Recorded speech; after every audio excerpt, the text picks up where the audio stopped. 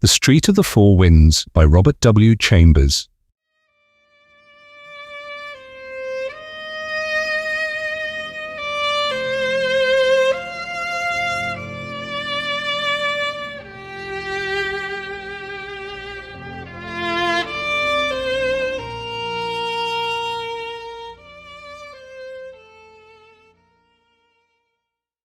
Ferme tes yeux à demi, croise tes bras sur ton sein, et de ton cœur endormi, chasse à jamais tout dessein.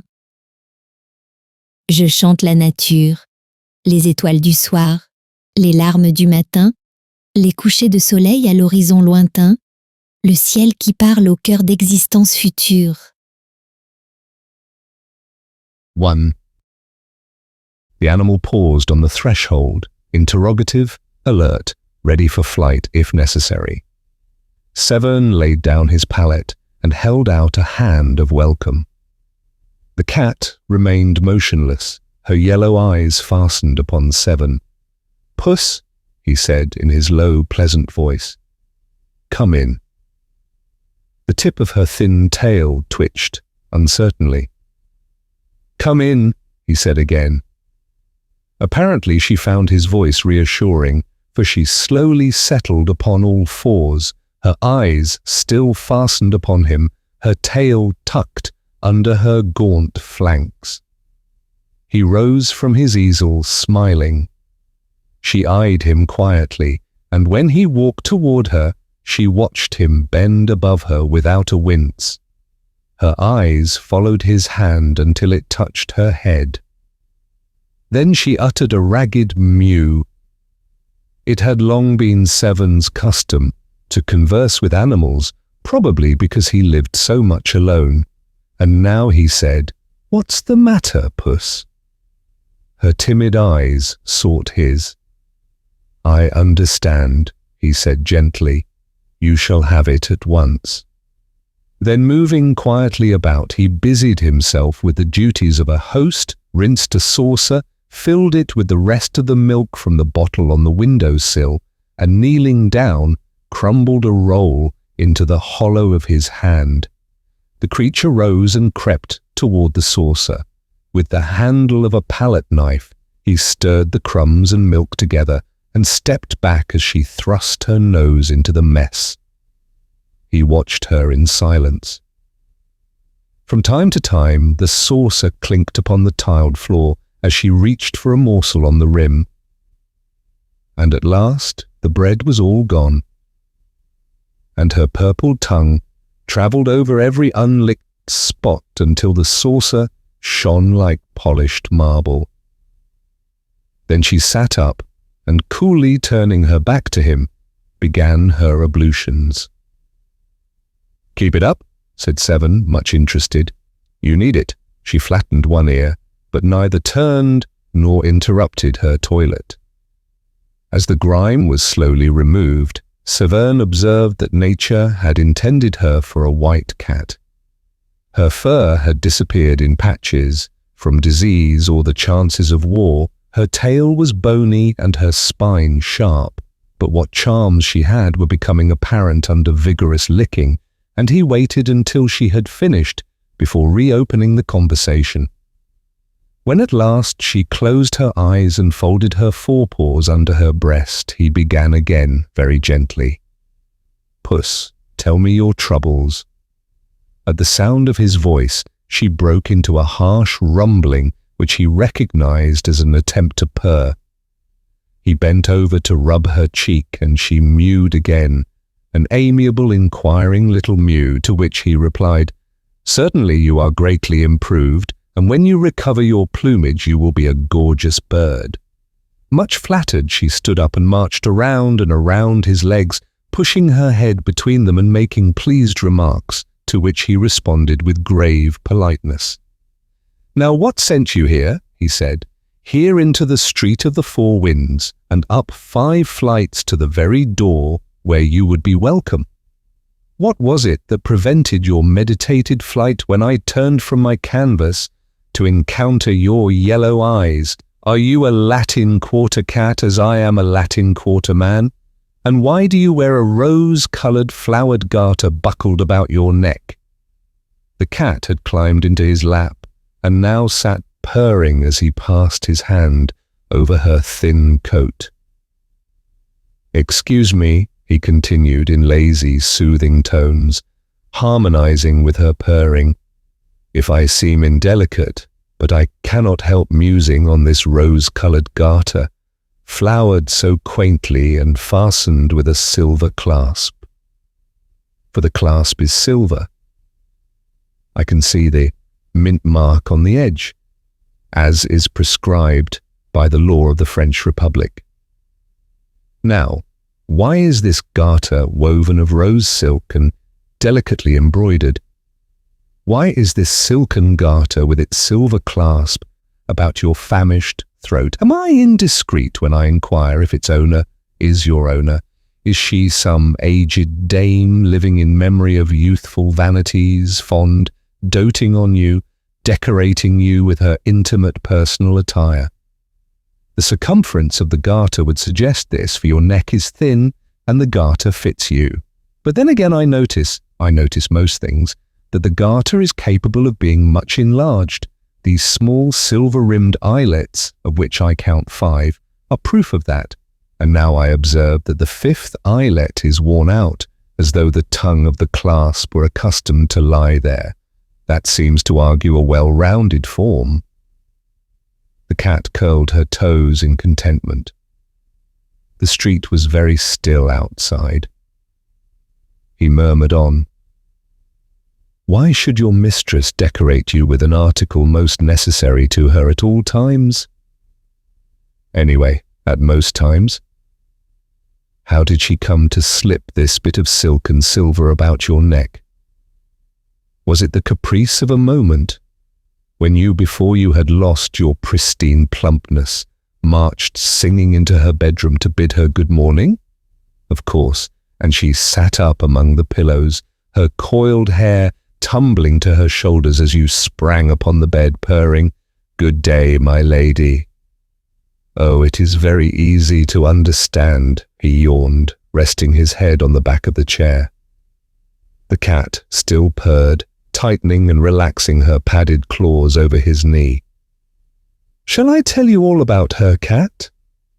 She is very beautiful." "Your mistress?" he murmured drowsily. "And her hair is heavy as burnished gold. I could paint her, not on canvas, for I should need shades and tones and hues and dyes more splendid than the iris of a splendid rainbow. I could only paint her with closed eyes, for in dreams alone can such colours as I need be found. For her eyes I must have azure from skies untroubled by a cloud, the skies of dreamland. For her lips, roses from the palaces of slumberland, and for her brow, snowdrifts from mountains, which tower in fantastic pinnacles to the moons. Oh, much higher than our moon here, the crystal moons of dreamland. She is very beautiful, your mistress." The words died on his lips and his eyelids drooped. The cat too was asleep, her cheek turned up upon her wasted flank, her paws relaxed and limp. 2. "It is fortunate," said Severn, sitting up and stretching, "that we have tided over the dinner hour, for I have nothing to offer you for supper but what may be purchased with 1 silver franc. The cat on his knee rose, arched her back, yawned, and looked up at him. "What shall it be? A roast chicken with salad? No, possibly you prefer beef? Of course. And I shall try an egg and some white bread. Now for the wines. Milk for you? Good. I shall take a little water, fresh from the wood." With a motion toward the bucket in the sink, he put on his hat and left the room. The cat followed to the door, and after he had closed it behind him, she settled down, smelling at the cracks and cocking one ear at every creak from the crazy old building. The door below opened and shut. The cat looked serious, for a moment doubtful, and her ears flattened in nervous expectation. Presently, she rose with a jerk of her tail and started on a noiseless tour of the studio. She sneezed at a pot of turpentine, hastily retreating to the table, which she presently mounted, and having satisfied her curiosity concerning a roll of red modelling wax, returned to the door and sat down with her eyes on the crack over the threshold. Then she lifted her voice in a thin plaint.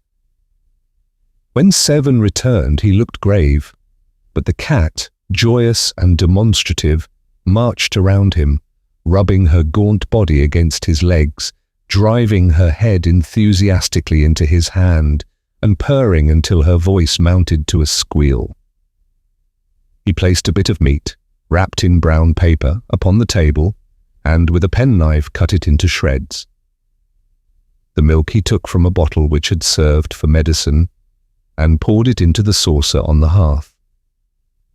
The cat crouched before it, purring and lapping at the same time. He cooked his egg and ate it with a slice of bread, watching her busy with the shredded meat, and when he had finished, and had filled and emptied a cup of water from the bucket in the sink, he sat down, taking her into his lap, where she at once curled up and began her toilet. He began to speak again, touching her caressingly at times by way of emphasis. "Cat, I have found out where your mistress lives. It is not very far away. It is here, under this same leaky roof, but in the north wing which I had supposed was uninhabited.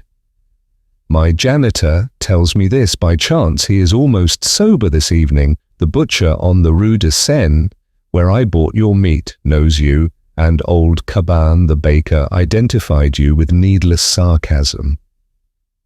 They tell me hard tales of your mistress, which I shall not believe. They say she is idle and vain and pleasure-loving. They say she is harebrained and reckless.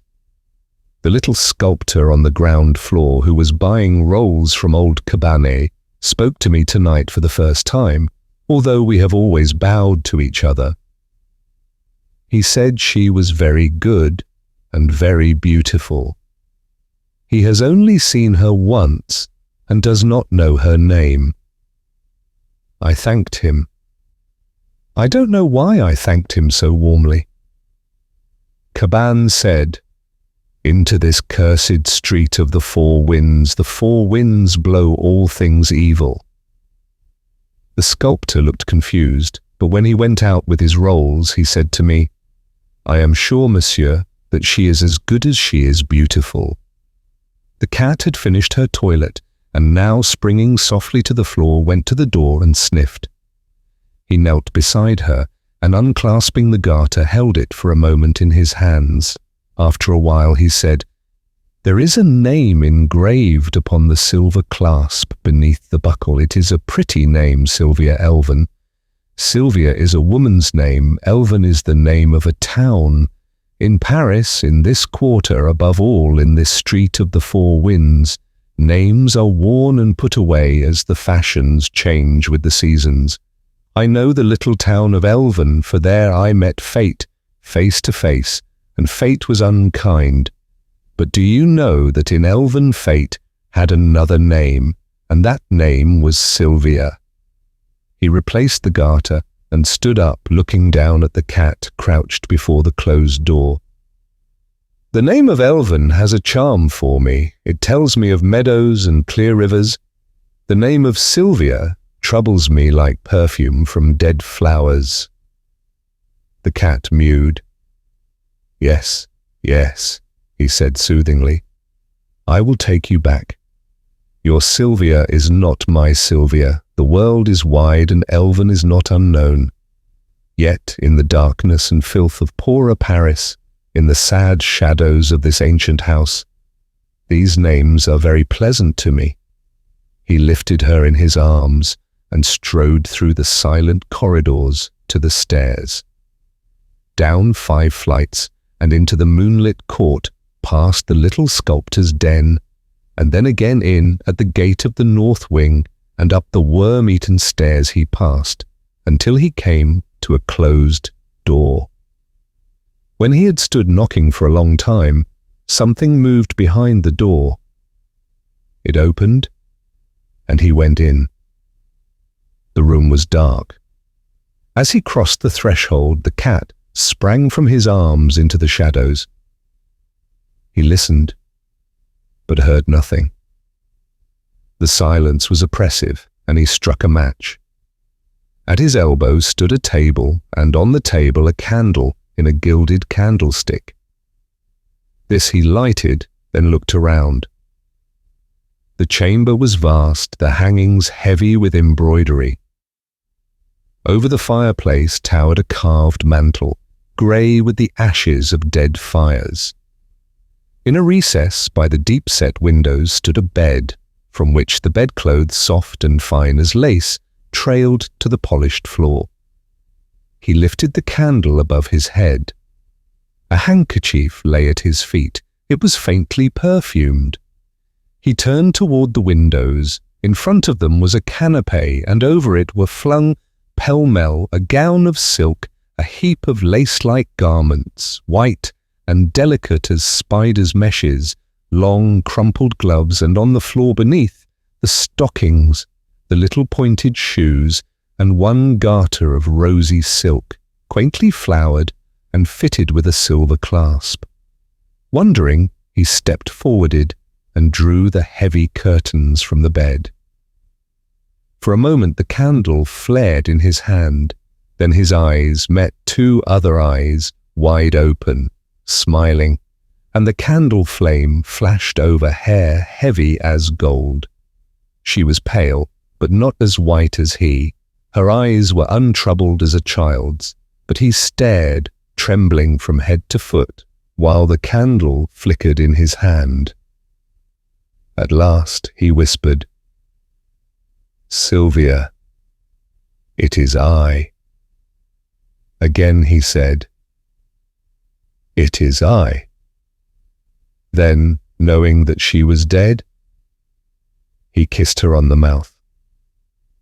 And through the long watches of the night, the cat purred on his knee, tightening and relaxing her padded claws until the sky paled above the Street of the Four Winds.